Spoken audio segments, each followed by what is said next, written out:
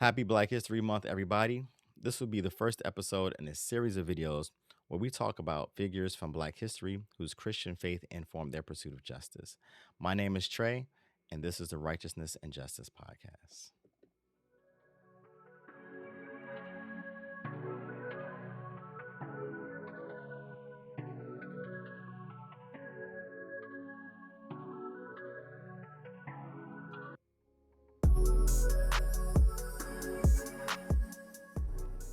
So, hey, welcome back to the Righteousness and Justice Podcast, where I seek to start conversations about how Christians can biblically and critically pursue righteousness and justice in our society.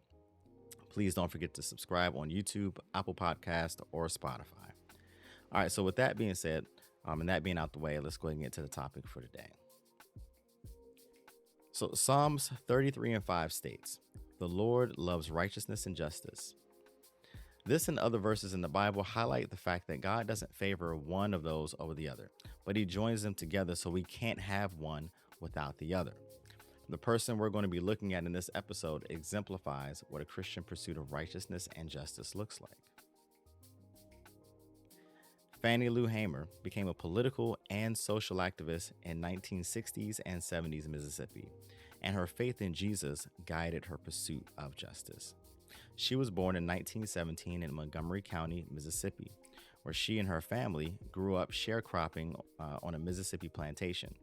Sharecropping was the practice of a black family being forced to incur debt for the purchase of food, seed, and clothing from a plantation owner, who would then, quote unquote, arrange for the family to work off the debt by growing and selling crops, which the plantation owner would calculate against their debt. However, the debt would almost always be more than what the crops could pay back. And so it was an endless cycle of legal slavery that resembled, in almost every way, the subjugation of blacks during slavery and brutality, as well as in the loss of self-determination. This practice was reinforced by not only brutality, but also dehumanizing practices that were associated with Jim Crow. Two examples of these were when Hamer was 8 years old, she witnessed a black sharecropper being hung for speaking up for himself when some whites from the area refused to pay him for his services that he rendered. And in 1961, after she was married and sharecropping on the Mississippi with her husband, Hamer underwent surgery which was supposed to be for the removal of a uterine tumor, but it ended up being a forced sterilization by a white doctor, which apparently was a common practice that doctors would perform on black women against their will, as it became known as a Mississippi appendectomy. And it was done in an effort to reduce the black population in Mississippi. Obviously, that was not successful because Mississippi has one of the highest, I think it has actually the highest black population among all the states. So up to this point, Fannie Lou Hamer had not been involved in politics. In fact, she didn't even know that blacks could vote until 1962. And it was when she attended a Student Nonviolent Coordinating Committee, or SNCC for short. When she attended one of their meetings, this is where she learned that not only could blacks vote, but that there were efforts by the state of Mississippi to deny blacks their right to vote, such as the bogus literacy tests that were meant to disenfranchise many black Mississippian voters, most of which, or many of which, did not have a lot of education. She immediately joined SNCC and became an organizer.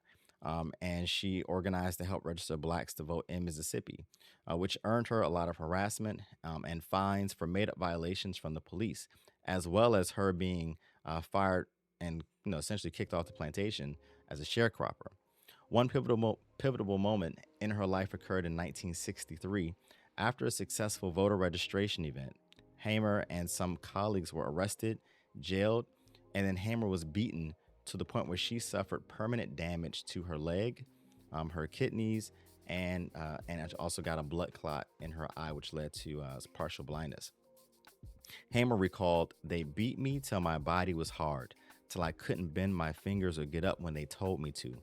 That's how I got this blood clot in my left eye. The sight's nearly gone now, and my kidney was injured from the blows they gave me in the back." It would have been understandable for her to move on and just say, you know what, I'm done with this. But she didn't. Instead, she went on to form the Mississippi Freedom Democratic Party to challenge the all-white conservative Mississippi delegation of the Democrat National Convention. At this convention, Hamer achieved a national presence as she gave a speech that was partially broadcast nationally until President Lyndon Johnson purposefully interrupted the speech. Part of her speech that did make it on the air was her calling out America's hypocrisy, in which she states, "Is this America, the land of the free, the home of the brave, where we have to sleep with our phones off the hooks because our lives be threatened daily, because we want to live as decent human beings in America?" Hamer's words presented yet another voice pointing to the difference between America on paper and then America in real life for Black people. That speech motivated people like Shirley Chisholm to push further into politics in the pursuit of justice. Hamer's words helped spur the Voting Rights Act in 1965. And in 1964, she would unsuccessfully run for a Mississippi Senate seat, but she did it because she wanted to show that Negroes can run for office. Those are her words. By 1968, she started a pig bank and garden so that Blacks could breed, raise, and slaughter pigs for food in an effort to create food independency. And she purchased up to 640 acres of land to build Black businesses and low income housing so Blacks in Mississippi could gain their own agency and thrive. In one speech, Famer gave that she stated, "A city that was set on the hill cannot be hid. And I don't mind my light shining. I don't hide that I'm fighting for freedom because Christ died to set us free." It's in this quote where we can hear how Hamer's theological conviction informed her pursuit of justice. In a time now that we live in where some Christians desire to continue a narrative that seeks to make teachings about righteousness and the pursuits of justice opposed to each other, we need to make sure that we're pushing back on those narratives, because Hamer's life is an exemplar of really what we read in Psalms 33 and 5. Her recognition that Christ's death, burial, and resurrection didn't just liberate the soul, but our holistic lives. If God loves righteousness and justice, and her love for Christ didn't cause her to ignore justice, but to fight it head on, then we Christians today have no excuse. Thank you for joining